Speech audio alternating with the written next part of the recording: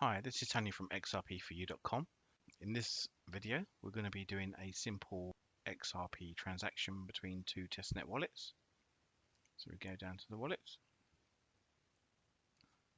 As you can see, they're currently on the GitHub default address. So we're going to generate some secrets using the XRPL.org Faucet. So we can do some transactions between two of these wallets.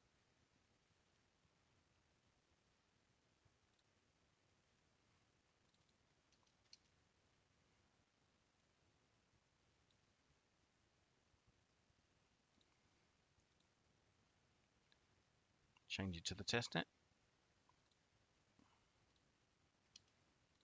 Into the secret. And there we've got 1000 XRP. Repeat the process for the second wallet.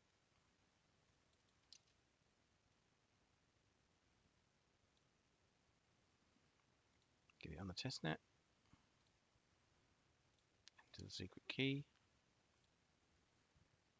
And there we have two wallets with 1000 XRP each. So for this basic transaction, I'll select payment. So I'll copy the recipient address, paste it into recipient. How much you're going to send? I'll send 100 XRP. Select XRP.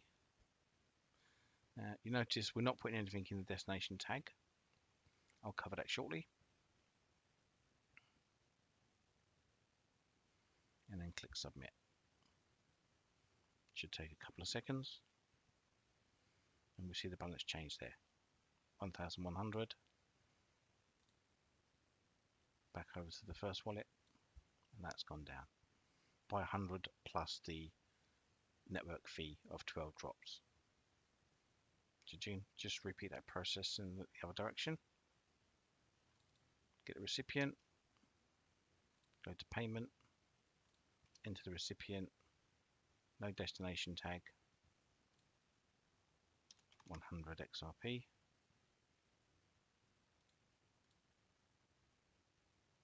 Click submit. Couple of seconds. That's gone back up to nearly 1,000 minus the network fee.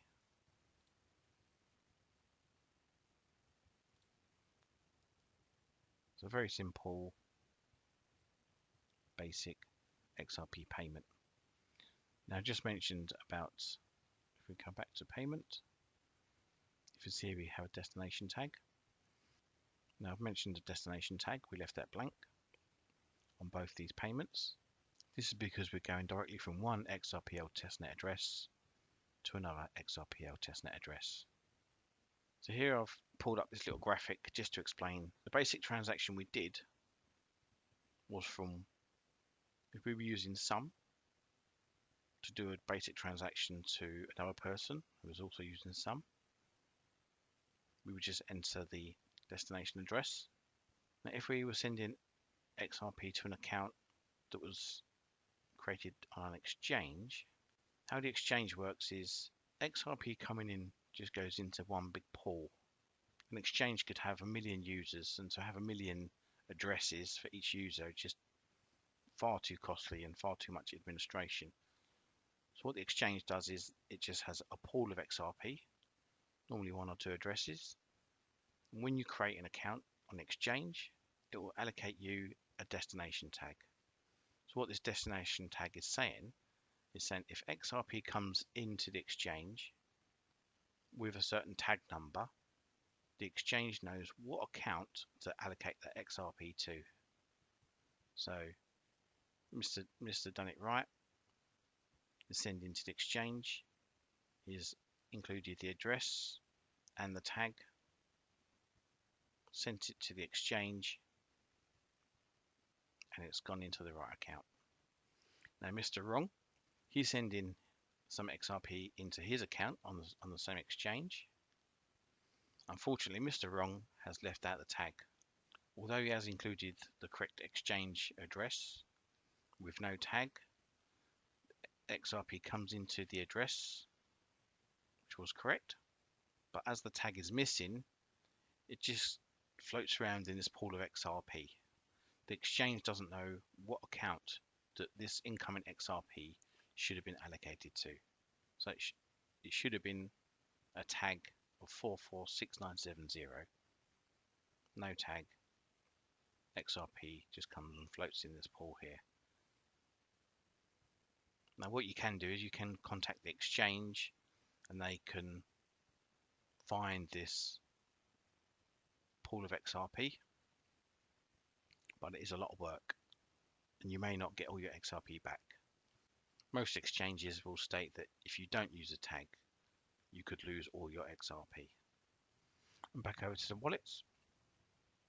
After you've completed the transaction,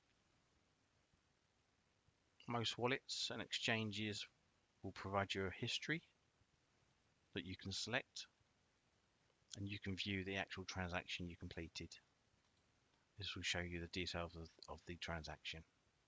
You can use this hash reference to search the XRP ledger using something like XRP scan utility, and there you can see further details of the transaction. We'll cover that in the next video. As mentioned, this is a quick video to show you a very basic transaction. Thanks for watching. If you found this video useful and you'd like to donate to xrp4u.com, please scroll down and smash that donations button. If you scroll down, you'll see a couple of options for donations. Also, we have a comments box. We're always looking to improve xrp4u.com. Thanks for watching this video. See you in the next one.